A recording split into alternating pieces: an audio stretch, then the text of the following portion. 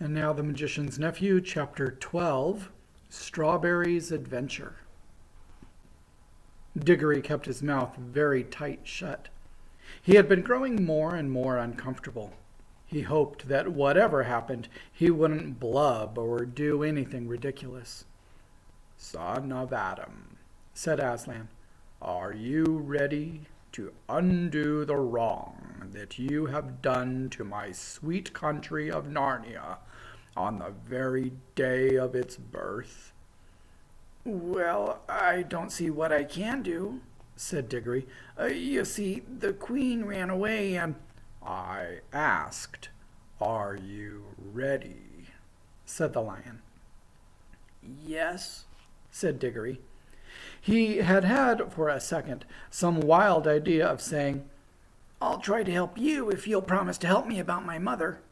But he realized in time that the lion was not at all the sort of person one could try to make bargains with. But when he had said yes, he thought of his mother, and he thought of the great hopes he had had, and how they were all dying away, and a lump came in his throat and tears in his eyes, and he blurted out, "But please, won't you?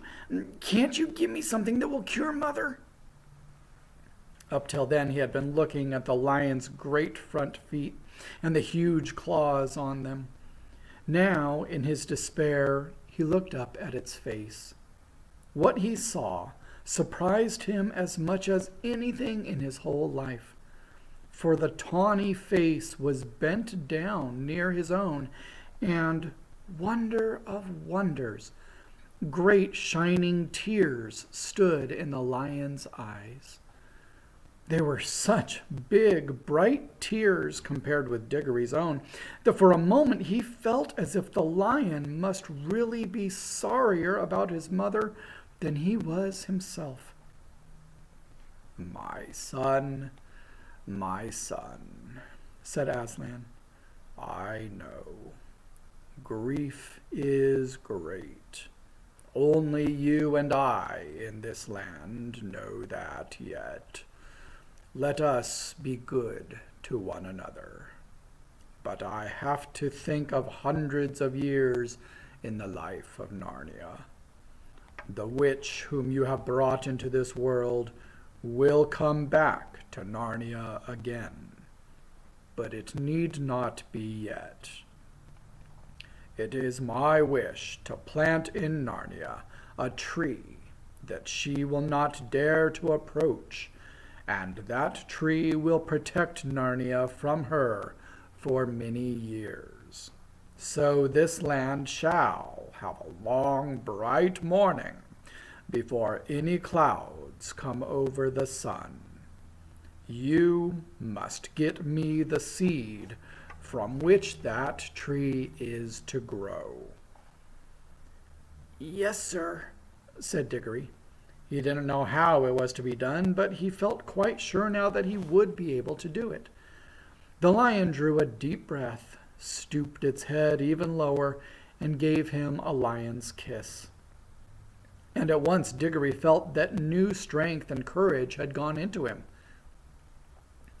"Dear son," said Aslan, "I will tell you what you must do. Turn and look to the west, and tell me, what do you see?" "I see terribly big mountains, Aslan," said Diggory. "I see this river coming down cliffs and a waterfall, and beyond the cliff there are high green hills with forests, and beyond those there are higher ranges that look almost black, and then, far, far away, there are big snowy mountains all heaped up together, like pictures of the Alps, and behind those there's nothing but the sky." "You see well," said the lion. "Now the land of Narnia ends where the waterfall comes down, and once you have reached the top of the cliff, you will be out of Narnia and into the western wild. You must journey through those mountains till you find a green valley with a blue lake in it, walled around by mountains of ice. At the end of that lake there is a steep green hill. On the top of that hill there is a garden. In the center of that garden is a tree. Pluck an apple from that tree and bring it back to me." "Yes, sir," said Diggory again. He hadn't the least idea of how he was to climb the cliff and find his way among all the mountains, but he didn't like to say that for fear it would sound like making excuses. But he did say, "I hope, Aslan, you're not in a hurry. I shan't be able to get there and back very quickly." "Little son of Adam, you shall have help," said Aslan.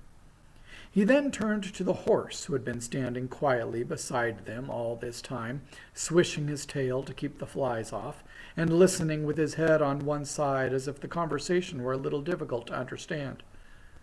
"My dear," said Aslan to the horse, "would you like to be a winged horse?" You should have seen how the horse shook its mane, and how its nostrils widened, and the little tap it gave the ground with one back hoof. Clearly it would very much like to be a winged horse, but it only said, "If you wish, Aslan, if you really mean. I don't know why it should be me. I'm not a very clever horse." "Be winged. Be the father of all flying horses," roared Aslan in a voice that shook the ground. "Your name is Fledge." The horse shied, just as it might have shied in the old miserable days when it pulled a hansom. Then it reared. It strained its neck back as if there were a fly biting its shoulders and it wanted to scratch them. And then, just as the beasts had burst out of the earth, there burst out from the shoulders of Fledge wings that spread and grew, larger than eagles, larger than swans, larger than angels' wings in church windows. The feathers shone chestnut color and copper color.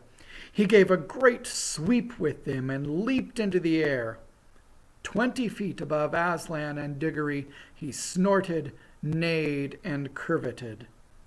Then, after circling once round them, he dropped to the earth, all 4 hoofs together, looking awkward and surprised, but extremely pleased. "Is it good, Fledge?" said Aslan. "It is very good, Aslan," said Fledge. "Will you carry this little son of Adam on your back to the mountain valley I spoke of?" "What, now? At once?" said Strawberry, or Fledge, as we must now call him. "Hurrah! Come on, little one. I've had things like you on my back before, long, long ago, when there were green fields and sugar." "What are the 2 daughters of Eve whispering about?" said Aslan, turning very suddenly on Polly and the cabbie's wife, who had in fact been making friends. "If you please, sir," said Queen Helen, for that is what Nelly the cabman's wife now was, "I think the little girl would love to go too, if it weren't no trouble." "What does Fledge say about that?" asked the lion. "Oh, I don't mind too, not when they're little ones," said Fledge. "But I hope the elephant doesn't want to come as well." The elephant had no such wish, and the new king of Narnia helped both the children up. That is, he gave Diggory a rough heave, and he set Polly as gently and daintily on the horse's back as if she were made of china and might break. "There they are, Strawberry, Fledge, I should say. This is a rum go." "Do not fly too high," said Aslan. "Do not try to go over the tops of the great ice mountains. Look out for the valleys, the green places, and fly through them. There will always be a way through. And now, Begone with my blessing." "Oh, Fledge," said Diggory, leaning forward to pat the horse's glossy neck. "this is fun. Hold on to me tight, Polly." Next moment the country dropped away beneath them and whirled round as Fledge, like a huge pigeon, circled once or twice before setting off on his long westward flight. Looking down, Polly could hardly see the king and the queen, and even Aslan himself was only a bright yellow spot on the green grass. Soon the wind was in their faces, and Fledge's wings settled down to a steady beat. All Narnia, many-colored with lawns and rocks and heather and different sorts of trees, lay spread out below them, the river winding through it like a ribbon of quicksilver. They could already see over the tops of the low hills which lay northward on their right. Beyond those hills, a great moorland sloped gently up and up to the horizon. On their left, the mountains were much higher, but every now and then there was a gap where you could see, between steep pine woods, a glimpse of the southern lands that lay beyond them, looking blue and far away. "That'll be where Archenland is," said Polly. "Yes, but look ahead," said Diggory. For now a great barrier of cliffs rose before them, and they were almost dazzled by the sunlight dancing on the great waterfall by which the river roars and sparkles down into Narnia itself, from the high western lands in which it rises. They were flying so high already that the thunder of those falls could only just be heard as a small, thin sound, but they were not yet high enough to fly over the top of the cliffs. "We'll have to do a bit of zigzagging here," said Fledge. "Hold on tight." He began flying to and fro, getting higher at each turn. The air grew colder, and they heard the call of eagles far below them. "I say, look back, look behind," said Polly. There they could see the whole valley of Narnia stretched out to where, just before the eastern horizon, there was a gleam of the sea. And now they were so high that they could see tiny-looking jagged mountains appearing beyond the northern moors, and plains of what looked like sand far in the south. "I wish we had someone to tell us what all those places are," said Diggory. "I suppose they're not anywhere yet," said Polly. "I mean, there's no one there, and nothing happening. The world only began today." "No, but people will get there," said Diggory, "and then they'll have histories, you know." "Well, it's a jolly good thing they haven't now," said Polly, "because nobody can be made to learn it. Battles and dates and all that rot." Now they were over the top of the cliffs, and in a few minutes the valley land of Narnia had sunk out of sight behind them. They were flying over a wild country of steep hills and dark forests, still following the course of the river. The really big mountains loomed ahead, but the sun was now in the travelers' eyes, and they couldn't see things very clearly in that direction. For as the sun sank lower and lower, for the sun sank lower and lower, till the western sky was all like one great furnace full of melted gold, and it set at last behind a jagged peak which stood up against the brightness as sharp and flat as if it were cut out of cardboard. "It's none too warm up here," said Polly. "And my wings are beginning to ache," said Fledge. "There's no sign of the valley with a lake in it, like Aslan said. What about coming down and looking out for a decent place to spend the night in? We shan't reach that place tonight." "Yes, and surely it's about time for supper," said Diggory. So Fledge came lower and lower. As they came down nearer to the earth and among the hills, the air grew warmer. And after traveling so many hours with nothing to listen to but the beat of Fledge's wings, it was nice to hear the homely and earthy noises again, the chatter of the river on its stony bed, and the creaking of trees in the light wind. A warm, good smell of sun-baked earth and grass and flowers came up to them. At last Fledge alighted. Diggory rolled off and helped Polly to dismount. Both were glad to stretch their stiff legs. The valley in which they had come down was in the heart of the mountains. snowy heights, one of them looking rose-red in the reflection of the sunset, towered above them. I am hungry, said Diggory.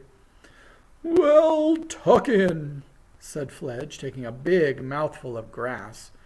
Then he raised his head, still chewing, and with bits of grass sticking out on each side of his mouth like whiskers, and said, "Come on, you two, don't be shy. There's plenty for us all." But we can't eat grass, said Diggory. Said Fledge, speaking with his mouth full. Well, don't know quite what you'll do then. It's very good grass, too. Polly and Diggory stared at one another in dismay. Well, I do think someone might have arranged about our meals, said Diggory. I'm sure Aslan would have, if you'd asked him, said Fledge. Wouldn't he know without being asked? Said Polly. I've no doubt he would, said the horse, still with his mouth full. But I've a sort of idea he likes to be asked. But what on earth are we to do? Asked Diggory. I'm sure I don't know, said Fledge, unless you try the grass. You might like it better than you think. Oh, don't be silly, said Polly, stamping her foot. Of course humans can't eat grass, any more than you could eat a mutton chop. For goodness sake, don't talk about chops and things, said Diggory. That only makes it worse. Diggory said that Polly had better take herself home by ring and get something to eat there. He couldn't himself because he had promised to go straight on his message for Aslan, and if once he showed up again at home, anything might happen to prevent his getting back. But Polly said she wouldn't leave him, and Diggory said it was jolly decent of her. I say, said Polly, I've still got the remains of that bag of toffee in my pocket. It'll be better than nothing. A lot better, said Diggory, but be careful to get your hand into your pocket without touching your ring. This was a difficult and delicate job, but they managed it in the end. The little paper bag was very squashy and sticky when they finally got it out, so that it was more of a question of tearing the bag off the toffees than of getting the toffees out of the bag. Some grown-ups, you know how fussy they can be about that sort of thing, would rather have gone without supper altogether than eaten those toffees. There were 9 of them all told. It was Diggory who had the bright idea of eating 4 each and planting the 9th, for, as he said, if the bar of the lamp-post turned into a little light tree, why shouldn't this turn into a toffee tree? So they dibbled a little hole in the turf and buried the piece of toffee. Then they ate the other pieces, making them last as long as they could. It was a poor meal. Even with all the paper, they couldn't help eating as well. When Fledge had quite finished his own excellent supper, he lay down. The children came and sat one on each side of him, leaning against his warm body. And when he had spread a wing over each, they were really quite snug. As the bright young stars of that new world came out, they talked over everything. How Diggory had hoped to get something for his mother, and how, instead of that, he had been sent on this message. And they repeated to one another all the signs by which they would know the place they were looking for, the blue lake and the hill with a garden on top of it. The talk was just beginning to slow down as they got sleepy, when suddenly Polly sat up wide awake and said, "Hush!" Everyone listened as hard as they could. Perhaps it was only the wind in the trees, said Diggory presently. I'm not so sure, said Fledge. Anyway, wait! There it goes again. By Aslan, it is something. The horse scrambled to its feet with a great noise and a great upheaval. The children were already on theirs. Fledge trotted to and fro, sniffing and whinnying. The children tiptoed this way and that, looking behind every bush and tree. They kept on thinking they saw things, and there was one time when Polly was perfectly certain she had seen a tall, dark figure gliding quickly away in a westerly direction. But they caught nothing, and in the end Fledge lay down again, and the children re-snuggled, if that's the right word, under his wings. They went to sleep at once. Fledge stayed awake much longer, moving his ears to and fro in the darkness, and sometimes giving a little shiver with his skin as if a fly had lighted on him. But in the end, he slept too.